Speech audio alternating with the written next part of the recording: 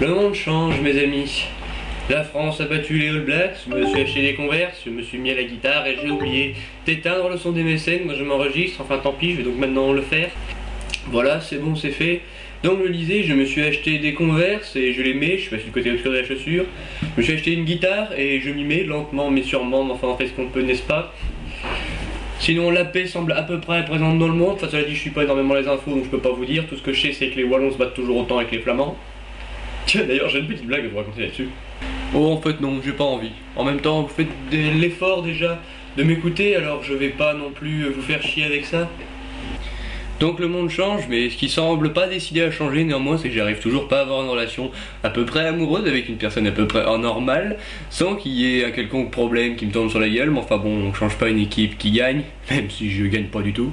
Tiens d'ailleurs, à propos d'équipe qui gagne, j'ai une petite histoire à vous raconter. Ça n'a aucun rapport avec une équipe qui gagne, je l'ai dit. Donc bref. Donc tout ceci me vient d'un ami qui avait un cousin qui habitait à Paris dans le 9-3. 9-3 qui est réputé par lui pour ses grandes festivités du 14 juillet avec bataille rurale. Enfin, rurale c'est dans la rue ici, hein, c'est pas dans la campagne. Donc bataille rurale de feux d'artifice. En effet, les Kairas de son quartier braquaient un camion qui transportait des feux d'artifice et en général passaient toute la soirée à se balancer des fusils à la gueule. Donc il en résultait en général un joyeux festin de bébés grillés ou de Kaira roussi.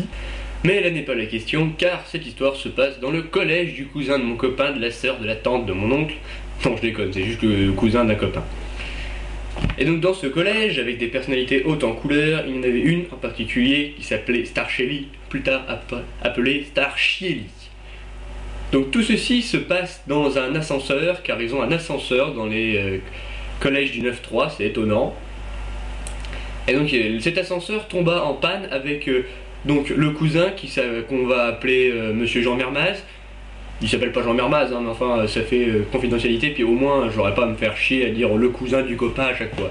Donc bref, il s'appelait Jean Mermaz et avec donc le dénommé Star Chili. Donc ils restèrent coincés pendant un petit moment comme ça jusqu'à ce que Star Chili dit "Oh, t'as pas un sac?"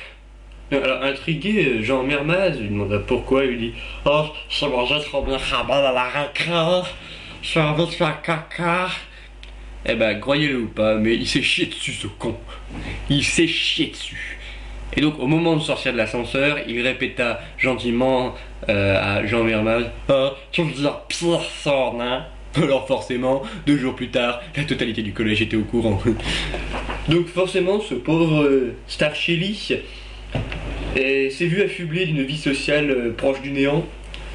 Il ne pouvait plus se rendre dans les voyages de classe parce que tout le monde se foutait de sa gueule. Même les profs s'y sont mis aussi, comme par exemple l'un de ses professeurs principaux qui lui a dit "Alors, monsieur Starchili, on va l'employer en 3ème C, 3ème chiasse, ou alors en 3ème D, 3ème diarrhée." Voilà, c'était la petite parenthèse historienne et scatophile de la semaine. À la semaine prochaine pour un nouveau sketch, peut-être si j'ai envie. Après tout, je fais ce que je veux, c'est encore mon blog. Petit PS, je précise que l'intégralité de ce que je viens de vous raconter est parfaitement vrai. Enfin, en tout cas, c'est parfaitement vrai selon les dires de Jean Mermaz. Hein. Bon, allez, cette fois, je suis vraiment parti.